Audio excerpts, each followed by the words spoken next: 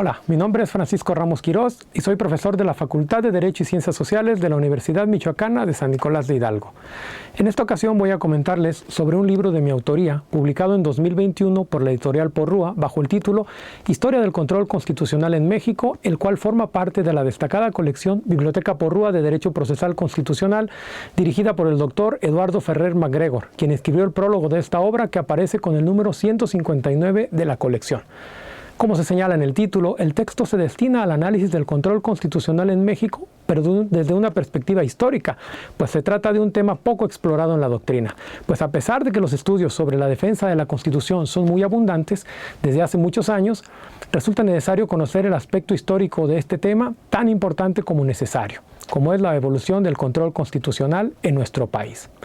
Ahora bien, a pesar de tratarse de un texto de corte histórico-jurídico, en el primer capítulo de los 5 que lo componen, se pone especial énfasis en el análisis de algunos temas jurídicos para comprender la evolución del control constitucional.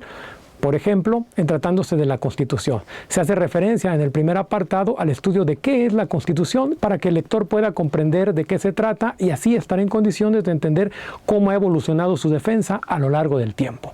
De esta manera, el libro aborda los diferentes momentos constitucionales que se han vivido en México, prácticamente desde antes de su independencia y el periodo posterior. Y entre otros documentos previos a la independencia, se estudia la Constitución política de la monarquía española, un paradigma constitucional necesario para comprender el México del siglo XIX, pues más allá de los 2 periodos breves de vigencia que tuvo el texto gaditano, su legado perduró en los siguientes siglos en México, por lo cual el libro que nos ocupa hace referencia sobremanera en este texto constitucional. El trabajo analiza los diferentes constitucionales que tuvieron vigencia en el México del siglo XIX, por lo que se hace una reconstrucción del trayecto constitucional vivido en nuestro país, donde el control constitucional fue evolucionando, pasando de ser de tipo político ejercido por los congresos principalmente, a uno de tipo jurisdiccional, con lo cual se va construyendo el modelo de justicia constitucional desde una perspectiva jurisdiccional a lo largo del siglo y a partir sobre todo del nacimiento del juicio de amparo. En nuestro país, el tercer capítulo de la obra se destina justamente a ese estudio de la evolución en el siglo XIX.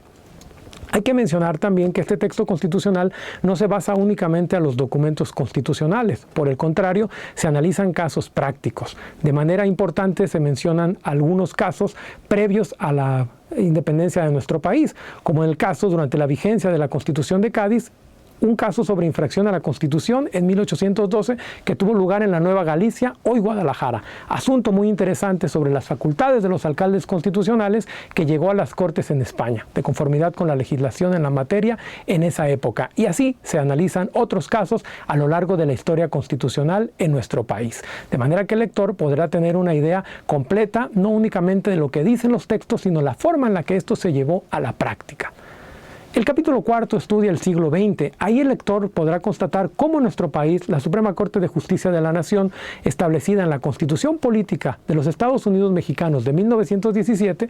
estableció una Suprema Corte de Justicia fuerte e independiente, que lamentablemente por una reforma promovida por Álvaro Obregón se sometió a la Corte al Poder Judicial, lo cual trajo consecuencias muy negativas para la judicatura. Posteriormente esto fue superado y al llegar a la reforma de 1994, que es la gran reforma en materia de control constitucional, la Suprema Corte de Justicia recobró ciertas atribuciones y ahí encontramos que la Suprema Corte de Justicia se convierte en términos materiales en un tribunal constitucional. De manera que esto nos ayuda a comprender ese proceso donde pasamos de un control constitucional de tipo político a uno jurisdiccional.